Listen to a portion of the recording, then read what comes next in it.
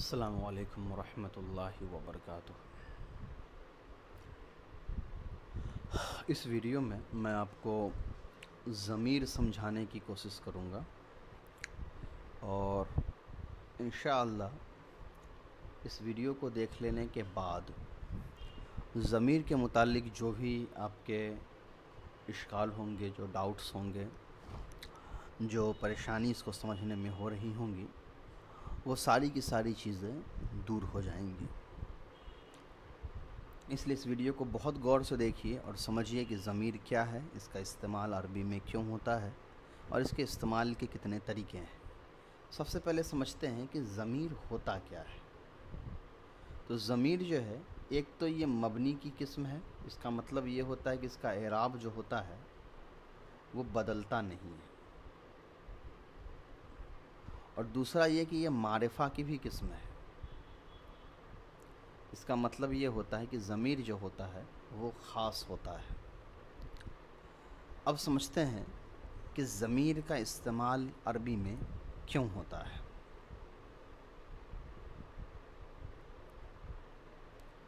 چلیے،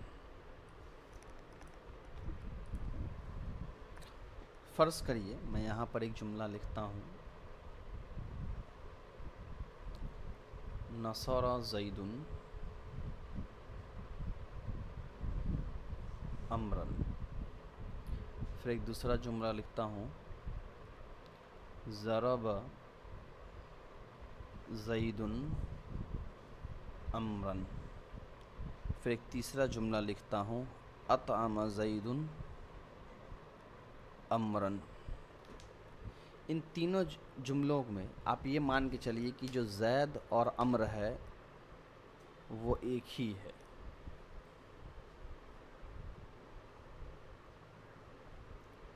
اب اس کا ترجمہ سمجھ لیجئے۔ زید نے امر کی مدد کی، زید نے امر کو مارا، زید نے امر کو کھانا کھلایا۔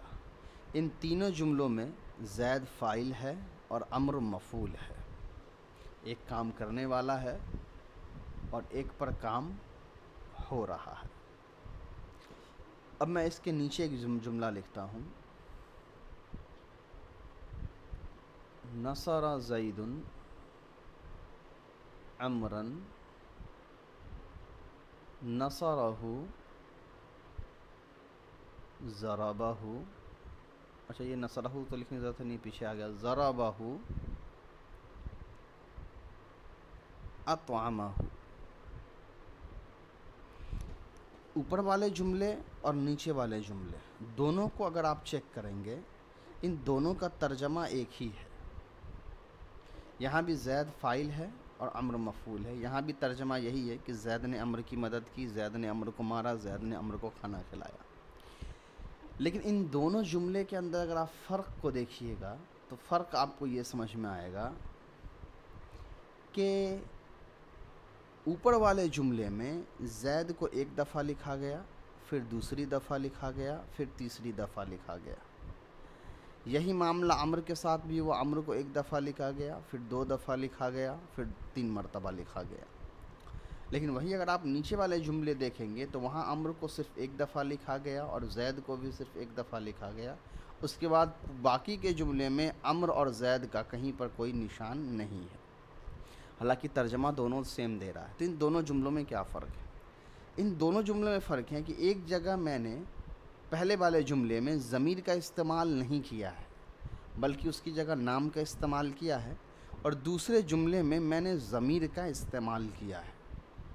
اسی وجہ سے یہ دوسرا جملہ پہلے کے مقابلے میں کافی چھوٹا ہے، اور عربی گرامر کے مطابق، بلاغت کے مطابق، یہ جملہ جو دوسرے نمبر پہ ہے جس میں ضمیر کا میں نے استعمال کیا، یہ صحیح ہے، اور اوپر والا جملہ جو ہے وہ غلط ہے، کیونکہ ایک ہی لفظ یہاں بار بار ریپیٹ ہو کر کے آ رہا ہے۔ تو ضمیر کا آپ کو استعمال ضمیر کا جو استعمال ہے وہ آپ کو سمجھ میں آ گیا ہو۔ ضمیر کیا ہے یہ آپ کو اب سمجھ میں آ گیا ہوگا۔ اب چلیے اس سے تھوڑا آگے بڑھ کر کے سمجھتے ہیں کہ عربی میں ضمیر کتنے طرح کے ہوتے ہیں۔ تو دیکھیے، عربی میں ضمیر کتنے طرح کے ہیں یہ سمجھنے سے پہلے آپ 2-3 باتیں سمجھیے۔ ایک ہوتا ہے مرفوع، ایک ہوتا ہے منصوب، اور ایک ہوتا ہے مجرور۔ مرفوع کے معنی ہوتا ہے जब पेश आने वाला हो। मंसूब का मतलब होता है जब ज़बर आने वाला हो, और मजरूर का मतलब होता है जब ज़ेर आने वाला हो। मतलब अगर किसी लफ्ज़ पर पेश आने वाला होगा तो हम कहेंगे वो मरफू हालत में है, यानी उस पर पेश आने वाला हो। जब किसी लफ्ज़ पर ज़बर आने वाली हालत में होगा तो हम कहेंगे ये मंसूब है, और जब कोई लफ्ज़ ज़ेर वाली हालत में होगा तो हम कहेंगे ये मजरूर है।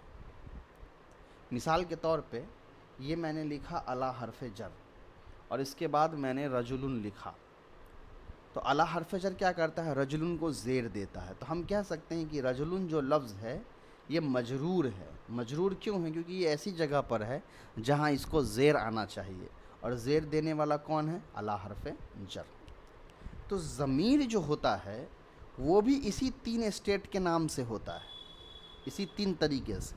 अगर ज़मीर ऐसी जगह आ गया जहाँ पर उस पर पेश आना चाहिए था तो उसको हम कहते हैं ये मरफू ज़मीर है। ज़मीर अगर ऐसी जगह आ गया जहाँ उस पर ज़बर आना चाहिए था तो हम कहते हैं ये ज़मीर मंसूब है। और ज़मीर ऐसी जगह आ जाए जहाँ उसको ज़ेर आना चाहिए था तो हम कहते हैं मजरूर है। हाँ, ये अलग बात है कि ज़मीर पे ना तो ज़बर लगा सकते, ना ज़ेर लगा सकते, ना पेश लगा सकते, इसलिए कि वो मबनी होता है। लेकिन मरफू, मंसूब और मजरूर समझ में आ गया होगा इंशाअल्लाह कि जब ज़मीर पर पेश आने वाला होता है तो हम कहते हैं ये ज़मीर मरफू है। जब ज़मीर पर ज़बर आने वाला होता है तो हम कहते हैं ये ज़मीर मंसूब है, और जब ज़मीर पर ज़ेर आने वाला होता है तो हम कहते हैं ये ज़मीर मजरूर है। अब यहाँ से बात समझिए, 2 लफ्ज़ ज़मीर के मुताल्लिक इस्तेमाल होते हैं, उन दोनों को समझ लीजिए। एक होता है मुत्तसिल और एक होता है मुनफसिल। मुत्तसिल का मतलब होता है मिला हुआ, और मुनफसिल का मतलब होता है ना मिला हुआ, यानी अलग।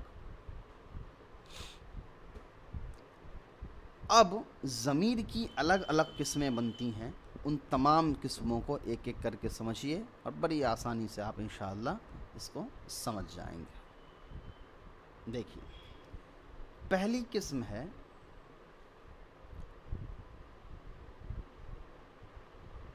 मरफू मुत्तसिल, दूसरी किस्म है मंसूब मुत्तसिल, और तीसरी किस्म होती है मजरूर मुत्तसिल। या मैं इसको दूसरे अंदाज में समझा देता हूँ तो वो ज़्यादा आसान हो जाएगा आपके। ये मान के चलिए कि फ़ाइल, कभी कभी ज़मीर क्या होता है फ़ाइल की जगह पर आता है, कभी ज़मीर मफ़ऊल की जगह पर आता है, कभी ज़मीर मुब्तदा की जगह पर आता है, कभी ज़मीर मुज़ाफ़ इलैहि की जगह पर आता है, और कभी ज़मीर हरफ जर के बाद आता है, और कभी ज़मीर जो होता है वो अफ़ाल नाक़िसा या हुरूफ़ मुशब्बा बिल फ़ेल के बाद आता है।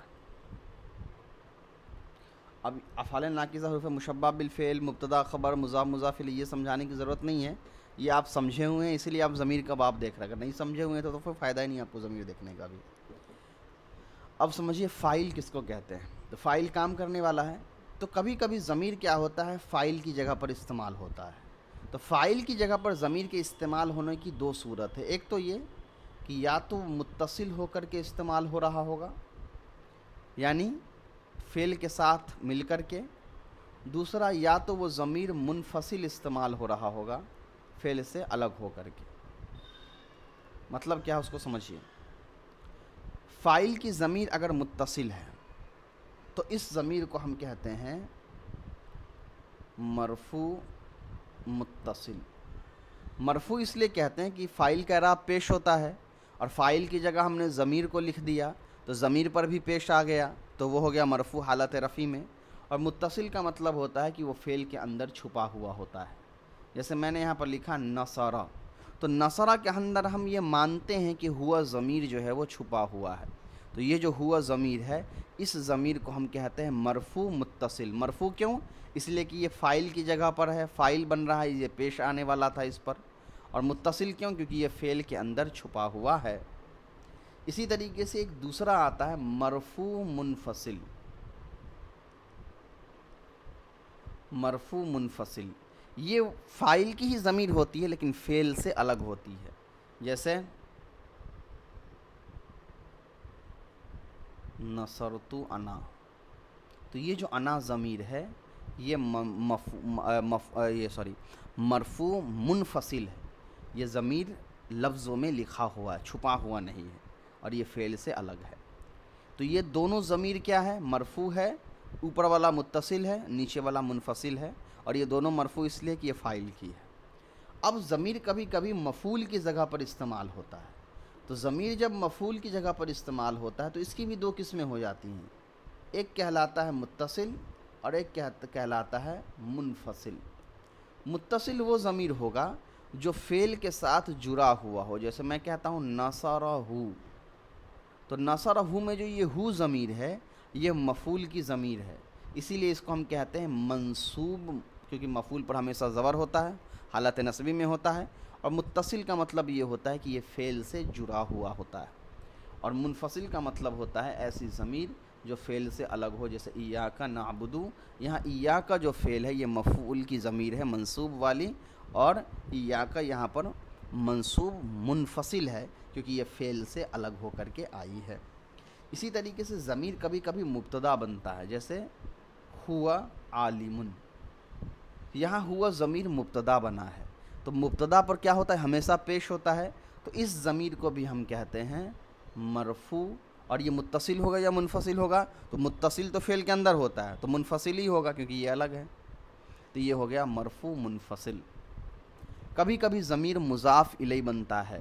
جیسے ہم کہتے ہیں نا قلم زیدن، زید کی قلم. اب آپ زید کی جگہ ہو لگا دیجئے، قلمہ، اس کی قلم. تو یہ ہو ضمیر جو ہے یہ مضاف الیہ کی جگہ پر آیا ہے. اس کو ہم کہتے ہیں مجرور متصل. مجرور متصل کیوں کہتے ہیں؟ مجرور متصل اس لیے کہتے ہیں کہ مضاف الیہ کا اعراب ہمیشہ زیر ہوتا ہے، تو یہ حالت جری میں اس لیے یہ مجرور ہے. اور متصل کا مطلب یہ ہوتا ہے کہ یہ مضاف کے ساتھ مل کر کے آتا ہے، الگ نہیں لکھتے ہیں. پھر حرف جر کے بعد آتا ہے. جیسے مان لیجیے با حرف جر ہے تو بی قلمین اگر آپ لکھتے ہیں تو قلم سے ہوتا ہے. اگر میں وہی بھی لکھ دوں اس سے، تو یہ جو ہو ضمیر ہے یہ اصل میں ضمیر مجرور متصل ہے. اور یہ مجرور کیوں ہے؟ حرف جر کی وجہ سے، حالت جری میں ہونے کی وجہ سے. اور متصل کیوں ہے؟ حرف جر کے ساتھ جر کرانے کی وجہ سے. اس کے بعد کبھی کبھی حروف مشبہ بالفعل کے ساتھ آتا ہے. جیسے ہم کہتے ہیں نا انا زیدن قائم، بے شک زید کھڑا ہے. تو اگر میں زید کی جگہ ضمیر استعمال کروں تو ہو جائے گا انہو قائم. تو یہ ہو ضمیر جو ہے یہ ضمیر کیا کہلائے گا؟ منصوب متصل. کیوں منصوب متصل کہلائے گا؟ اس لیے کہ انا کا اسم پر ہمیشہ زبر ہوتا ہے، اور یہ تو حالت نصبی میں ہے تو اس پر زبر کی جگہ پر ہے. وہ الگ بات ہے کہ پیش اس لیے پڑھتے ہیں کہ یہ مبنی ہوتا ہے، اس کا اعراب بدلتا نہیں ہے، تو جو اعراب جیسا ہے ویسا ہی رہ جائے گا. تو ہو ضمیر منصوب ہے کیوں؟ کیونکہ حالت نصبی میں آیا ہے انا کے اسم کی وجہ سے. اور متصل کیوں ہے؟ اس لیے کہ یہ انا کے ساتھ جڑا ہوا ہے. اسی طریقے سے کانا کی بھی خبر آتی ہے. جیسے کانا، تو اس کے اندر ہوا ضمیر ہم آلریڈی مانتے ہیں، یہ کہلاتا ہے مرفوع متصل. مرفوع کیونکہ کانا کا اسم پر ہمیشہ پیش ہوتا ہے، اور متصل اس لیے کہ وہ کانا کے اندر ہوتا ہے. یہ ساری تھی ضمیر کی باتیں. اس میں ایک چیز آپ کو سمجھ لینا ہے. مان لیا جائے کہ میں زید کی جگہ پر ضمیر کا استعمال کر رہا ہوں. مثال کے طور پہ یہاں لکھا ہوا ہے نصرہ زیدن، اور آگے میں لکھتا ہوں ضربہ. زید نے مدد کی اور اس نے مارا. تو ضربہ کے اندر زید میں نے نہیں لکھا، لیکن ہم یہ مان کے چلتے ہیں کہ ضربہ کے اندر ہوا ایک ضمیر ہے، اسی لیے ترجمہ کرتے ہیں اسے ایک آدمی نے مارا. اگر ہم یہ کہیں کہ یہ ضمیر جو ہے وہ زید کی ہے تو ہم یہ مان کے چلتے کہ ہوا کی جگہ اصل میں زید ہی ہے. تو نصر زیدن کے معنی جیسے ہوا زید نے مدد کی، ویسے ہی ضرب زیدن کے معنی ہو جائے گا زید نے مارا۔ تو جس کے لیے ضمیر کو ہم لوٹاتے ہیں، جس کی جگہ پر ہم ضمیر کا استعمال کرتے ہیں، اس کو کہا جاتا ہے مرجع۔ اس کو کیا کہا جاتا ہے؟